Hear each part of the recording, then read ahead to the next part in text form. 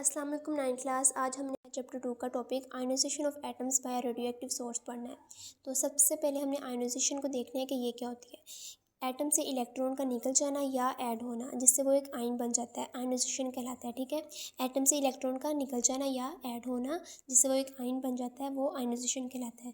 यहाँ पे क्या हो रहा है कि जो रेडियो एक्टिव रेडिएशंस हैं वो एटम को हिट करेंगे, जिसकी वजह से एटम के अंदर एनर्जी ज़्यादा हो वो रिलीज़ हो जाती है। ठीक है, यहाँ पे उन्होंने एग्जांपल दी हुई है रेडियम 226 की। ठीक है, ये क्या करता है कि इसमें जो रेडियो एक्टिव रेडिएशंस होती हैं वो उसके एलिमेंट को हिट कर रही होती हैं, तो वो जो है अपने एटम में से इलेक्ट्रॉन को रिमूव करना स्टार्ट कर देता है।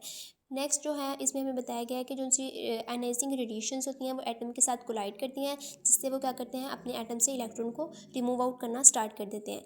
लास्ट पे हमें इधर ये एग्जांपल दी हुई है सोडियम की। ठीक है, ये सोडियम के एटम जो है वो उसमें जो सी रेडिएशंस होती हैं, आयनिंग रेडिएशंस जो हैं वो उसके एटम को हिट करेंगे, जिसकी वजह से वो अपना इलेक्ट्रॉन लूज़ कर देता है और उसके ऊपर पॉजिटिव आयन आ जाता है, मतलब वो कैटायन बन जाता है। यहाँ पे हमें रिएक्शन भी दिया हुआ है कि Na और जब उधर जाके वो अपने इलेक्ट्रॉन को रिलीज़ करा तो उसके ऊपर पॉजिटिव चार्ज आ गया और कैटायन बन गया। ठीक है, तो आपने ये बात याद रखनी है कि जब इलेक्ट्रॉन लूज़ होगा तो एटम के ऊपर पॉजिटिव चार्ज आएगा, वो कैटायन बनेगा, और जब एक एटम अपना इलेक्ट्रॉन गेन करेगा तो उसके ऊपर नेगेटिव चार्ज आएगा और वो एनाइन बन जाएगा। ठीक है, नेक्स्ट जो हमारे पास टॉपिक है वो है रिलेटिव एटॉमिक मास। ये बहुत इंपॉर्टेंट टॉपिक है, इसको हम देखते हैं कि इसमें क्या होता है। फर्स्ट ऑफ ऑल जो थे एटम की एग्जिस्टेंस के बाद केमिस्ट ने एक मेथड फाइंड आउट करना शुरू किया, जिसमें वो क्या करेंगे एटम के मैसेज को कंपेयर करना चाहते थे। ठीक है, उन्होंने ऐसा मेथड तलाश किया। तो फिर 1961 के अंदर उन्होंने एक ऐसा मेथड, एक स्केल अडॉप्ट कर लिया, जिससे वो क्या कर रहे थे एटम्स की जो मैसेज हैं, रिलेटिव मैसेज, उनकी मेजरमेंट कर रहे थे। तो इसमें क्या किया था कि रिलेटिव एटॉमिक मास दरअसल क्या होता है, इसमें जो एलिमेंट्स के एटम के मास हैं उनको कार्बन 12 के साथ कंपेयर किया जाता है। क्या किया जाता है, कार्बन 12 के साथ कंपेयर किया जाता है एटम के मैसेज को। ठीक है, तो जो मतलब ये है कि इसमें कार्बन 12 को एक स्टैंडर्ड माना गया है और जो बाकी एलिमेंट के एटम के मैसेज हैं उनको इसके साथ कंपेयर किया जा रहा है।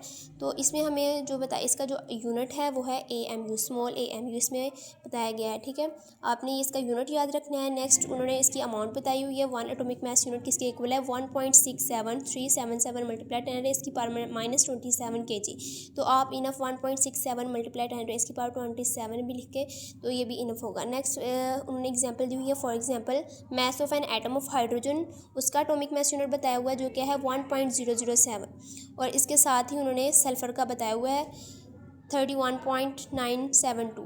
ठीक है, तो इसमें बताया गया है कि जो सल्फ़र है वो ज़्यादा हैवी एटम है किससे, हाइड्रोजन से। ठीक है, तो नेक्स्ट जो है कैलकुलेशन ऑफ एटॉमिक मास वो बताई हुई है, तो इसमें आपने फॉर्मूला याद रखना है रिलेटिव एटॉमिक मास का।